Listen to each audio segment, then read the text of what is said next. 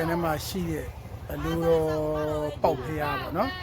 ရှေးဟောင်းသမိုင်းမှာအလူတော်ပေါက်ဖျားဒီဖျားကကျွန်တော်တို့အင်းလေးကန်ထဲမှာပဲရှိတာပေါ့နော်အလူတော်ပေါက်ဖျားပေါ့နော်နမ်ပန်မြို့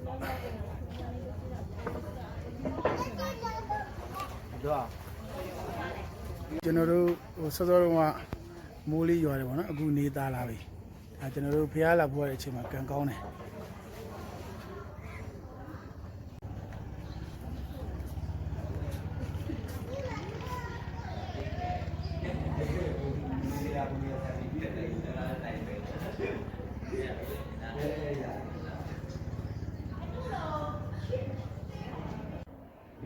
ဒါကကျွန်တော်တို့အလူတော်ပေါက်ဖျားပေါ့နော်ကျွန်တော်မြတ်စွာဘုရားရှိခိုးအနီးကပ်ဖူးလို့ရအောင်အထဲထိကျွန်တော်အနီးကပ်ရိုက်ပြမယ်ဒါအလူတော်ပေါက်မြတ်စွာဘုရားရှင်ဖြစ်ပါတယ်အလူတော်ပေါက်ဖျားမှာပေါ့နော်အတွင်းမှာတည်ထားတဲ့မြတ်စွာဘုရားရှင်ဘုရားရုပ်ဝါဒဖြစ်ပါတယ်ဖျားကိုမြတ်စွာဘုရားရှင်ကိုရွှေချတာပေါ့နော်ကျွန်တော်တကယ်ကြီးမြတ်စွာဘုရားရှင်ကိုရွှေချနေတာပါ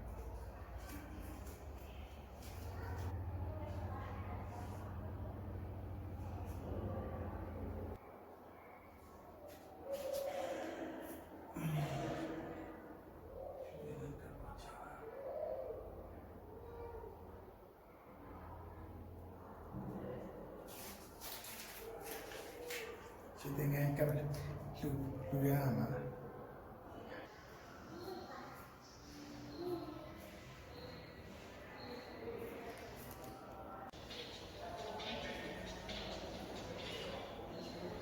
လေးပဲလေးထဲမှာမြတ်စွာဘုရားရှင်ရုပ်ပွားတော့၄စုရှိတယ်ပေါ့နော်၄စုစလုံးမှာရွှေသင်္ကန်းကပ်လို့ရပါတယ်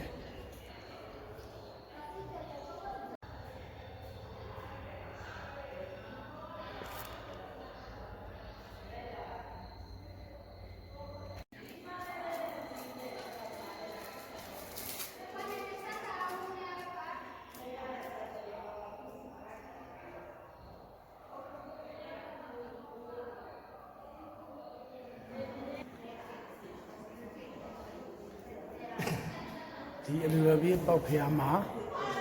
မြတ်စွာဘုရားရှင်လေးပဲလေးတဲ့စလုံးမှာမြတ်စွာဘုရားရှင်ရဲ့ဗုဒ္ဓရုပ်ပွားတော်၄စုရှိပါတယ်။ပွင့်နေတော်မူပြီးတော့ဗုဒ္ဓရုပ်ပွားတော်၄စုပေါ့နော်။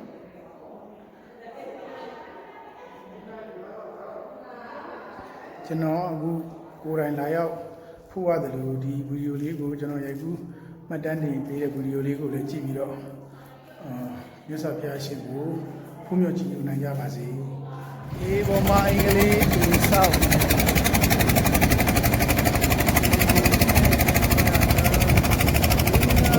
ရောက်မယ်ဒီပေါ်မှာအင်္ဂလိပ်ကိုစောက်မယ်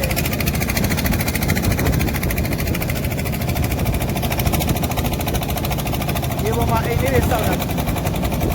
အောင်ပိုင်းနဲ့ရှမ်းရှမ်းမလေးတွေလည်းတော့ပါလေ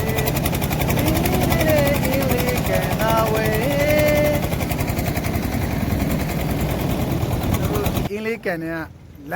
lunch point မှာနေ့လည်စာစားပါမယ်